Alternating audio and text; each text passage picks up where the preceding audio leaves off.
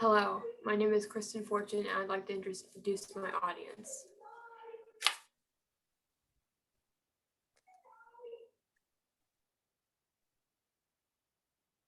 Hi, I'm Chad Fortune. Hi, I'm Darla Fortune. Hi, I'm Charles Fortune. Today, I will be addressing 3 language tactics for my speech: antithesis, introducing language appropriate to the audience and appropriate to the occasion. Today, I will be discussing Susan B. Anthony. She was born February 15th, 1820. She was a women's rights activist and abolitionist according to Naval History and Heritage Command. She was born on a farm near Adams, Massachusetts, the second of 8 children. She became a leader in the cause of women's rights according to Gale eBooks.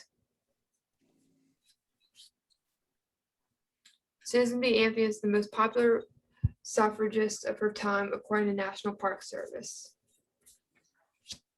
She has become an icon of the women's suffrage movement. Anthony traveled the country to give speeches, circulate petitions, and organize local women's rights organizations according to National Park Service.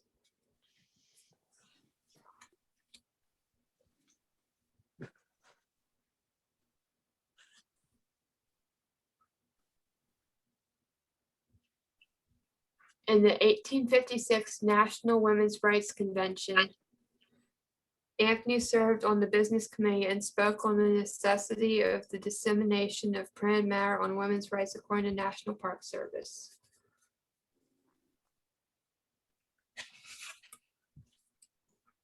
She named the Lily and the Women's Advocate and promoted the sales of documents on platform. Anthony founded the American Equal Rights Association, AERA, in 1868 and became editor of its newspaper, The Revolution, along with Katie Stanton, according to National Park Service. Following the meeting, Anthony and Stanton in 1869 formed the National Women's Suffrage Association and focused primarily on a federal women's suffrage amendment, according to Wikipedia. According to Blogs Archive National, in an effort to challenge suffrage, Anthony and her 3 sisters voted in the 1872 election. Susan B. Anthony was arrested at her Rochester, New York home and put on trial in the Ontario County Courthouse in New York. The judge instructed the jury to find her guilty without any deliberations and imposed a $100 fine. When Anthony refused to pay a $100 fine in court costs, the judge did not sentence her to prison time, which ended her chance of an appeal. An appeal would have allowed her to have the suffrage movement to take the question of women's voting rights to the Supreme Court. According to National Archives, Susan B. Anthony devoted more than 50 years of her life to the cause of women's suffrage. After casting a ballot in the 1872 election, she was arrested, indicted, and tried for voting illegally.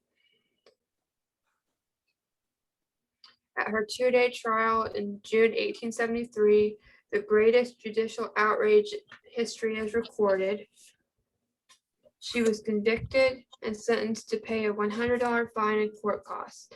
After her arrest, which occurred 2 weeks after the November 5th election, there was a hearing to see if she broke the law.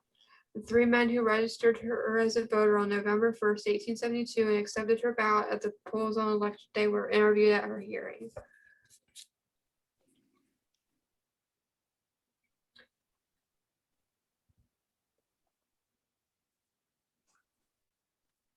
She cast a ballot in the 1872 election, which led to her conviction for breaking the law, according to National Archives.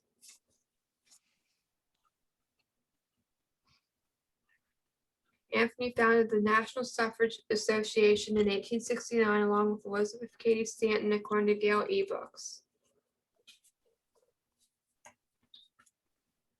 According to Gale eBooks, Anthony also used revolution to address women's labor issues. She organized a working women's association in New York City to further unionization for higher wages and shorter hours. According to Paperless Archives, she created a weekly suffrage magazine in January 1868. It advocated support for the 14th and 15th Amendments, which provided they included educated suffrage irrespective of sex and color, as well as equal pay for equal work regardless of gender. She crusaded for temperance, but felt silent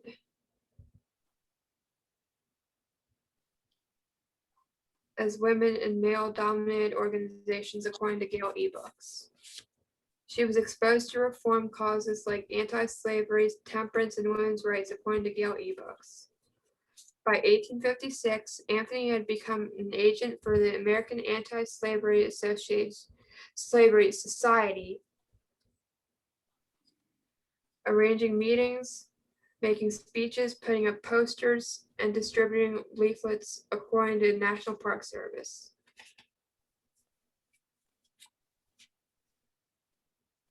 According to Gale eBooks, she organized the Women's Loyal National League during the Civil War and gathered hundreds of thousands of signatures demanding emancipation of slaves, according to Gale eBooks. As a final tribute to Susan B. Anthony, the 19th Amendment was named the Susan B. Anthony Amendment. It was ratified in 1920. Susan B. Anthony is also the first non-fictional woman to be depicted in U.S. currency from 1979 to 1981, and again in 1999. Her portrait was on the U.S. dollar coin, according to National Park Service. Susan B. Anthony passed away on March 13, 1906, of heart failure and pneumonia at her Rochester, New York home, according to National Park Service. Thank you for listening to my speech.